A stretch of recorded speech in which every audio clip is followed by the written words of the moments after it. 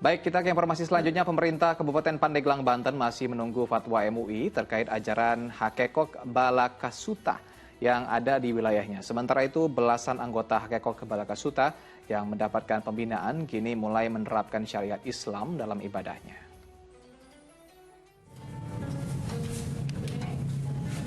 16 anggota ajaran Hakekok Balakasuta yang sedang menjalankan pembinaan di Rumah Singgah Wisma Berkah, kawasan Kecamatan Karang Tanjung, Pandeglang, melaksanakan salat berjamaah sesuai syariat Islam. Meski begitu, masih terdapat sejumlah praktik-praktik ritual ajaran Hakekok Balakasuta yang harus dikoreksi dan ditinggalkan.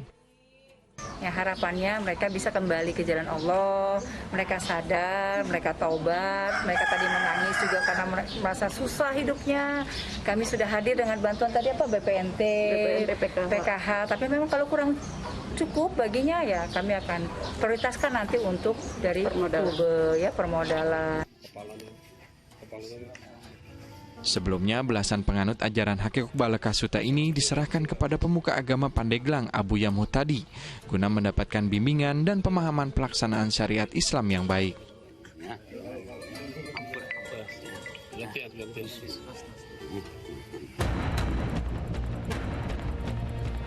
Polisi menangkap belasan warga desa Karangbolong, Kecamatan Cigelis itu saat sedang ritual mandi bersama karena dinilai mengikuti ajaran menyimpang.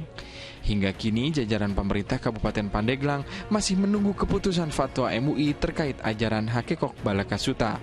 Ariel Maranus melaporkan dari Kabupaten Pandeglang, Banten. Alhamdulillah, semoga Allah bukakan pintu ampunan serta hidayah sekaligus petunjuk bagi mereka, Ustadz ya. Ini ada dua pertanyaan, Ustadz. Yang pertama adalah, menurut Ustadz, mengapa masyarakat kita mudah sekali terpengaruh atau mengikuti berbagai aliran sesat atau seseorang yang mengaku Tuhan dan juga Nabi ini, Ustadz? Ya, itulah dulu ada beberapa sesepuh kita atau mubalik atau dai ustadz senior mengatakan Indonesia ini ya masyarakatnya ya kadang-kadang dia tidak selektif gitu kan. Seperti yang tadi Mas Asran bilang, ada yang mengaku nabi diikut. Padahal kan la nabi ya ba'da. Gak ada lagi nabi setelah Nabi SAW.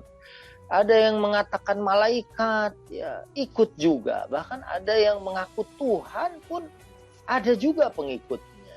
Ini kan sebetulnya kalau mereka mau menggunakan rasio gitu, ya akhirnya masa Tuhan atau malaikat ditangkap polisi gitu kan, itu kan sesuatu yang mustahil. Tapi banyak di beberapa daerah ya yang kemudian mereka mau mengikuti orang yang membawa sesuatu yang menyimpang dari aturan. Pasti ini masalahnya adalah al-jahlu. Al-jahlu adalah kebodohan. Ya, kebodohan tentang ya al-Islam itu sendiri. Ya, karena mungkin saja kita agamanya Islam, tapi ada mulfaham bil Islam. Kita itu tidak paham Islam itu sesungguhnya apa. Ma makna Islam? Ya, apa sih makna Islam? Dia kemudian memahami rukun-rukunnya, baik itu rukun Islam maupun rukun iman, sehingga mudah saja. Dan kayak misalnya nih dari perilaku-perilaku yang kemarin saya sempat juga mendengarkan, misalnya mereka mandi bersama dengan cara tanpa pakaian, ya, terjadi ikhtilat atau terjadi percampuran antara laki-laki dan perempuan yang misalnya bukan mahram. Ini kan pasti sudah istilahnya mukhalafat al-Islam, ya. Artinya sudah menyimpang dari aturan agama Islam. Mestinya dia sudah tahu, oh ini nggak mungkin, gitu kan. Misalnya dia ikut satu pengajian, tiba-tiba misalnya besok potong deh ayam hitam, gitu kan. Kemudian nanti darahnya diambil dan diminum.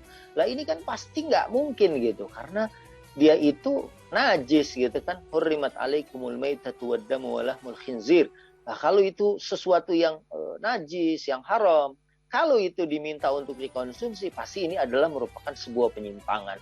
Ya sayangnya tadi itu karena al-jahlu, ya karena kebodohan, karena tidak paham ya mahwal Islam, apa sih sesungguhnya Islam itu, apa sih khosa'isudinil Islam, apa sih karakteristik ajaran Islam itu sendiri, ya, dan apa sih sumber agama Islam, Al-Quran was Sunnah, kemudian bagaimana memahami Quran, bagaimana fahmul hadis, bagaimana fiqhul hadis, ya, sehingga ya kalau seorang itu punya pengetahuan tentang hal itu, insya Allah dia tidak akan mudah terombang-ambing. Seandainya seperti saya yang belum menjadi alim ini menjadi pengikut pun, bukan seorang muqallid yang a'ma, artinya taklid buta. Orang yang mengikut pokoknya apa yang diajarkan oleh guru saya atau orang yang mengajak saya, ya itulah pasti kebenaran. Ya itulah kebutaan mereka karena ketidakpahaman mereka tentang al-Islam itu sendiri. Tapi kalau kita muqallid, artinya orang yang mengikut, ya misalnya juga kita mengikuti madhab, misalnya di dalam fikih kita mengikuti Syafi'iyah, kita juga memahami perbedaan yang terjadi, misalnya oh orang seperti ini, oh mereka itu yang nunjuknya misalnya ada tahrik yaminan wa shimalan itu di luar Syafi'i. Dia paham. Seandainya dia tetap misalnya bermadhab dengan madhab Syafi'i, tahu perbedaan itu ada dan dia menghormati, dan insya Allah kehidupannya dan dalam menjalani ritual ibadahnya menjadi tenang dan tentram. Mudah-mudahan ya ini sebetulnya pukulan juga buat saya, karena saya juga orang yang berjalan di jalan dakwah untuk memberikan pencerahan kepada umat, menyampaikan Islam sehingga mereka memahami Islam dengan baik. Ya, nampaknya kita juga harus lebih banyak membaca, lebih banyak belajar tentang makna dari Islam sendiri begitu Ustaz, supaya tidak melenceng seperti ini.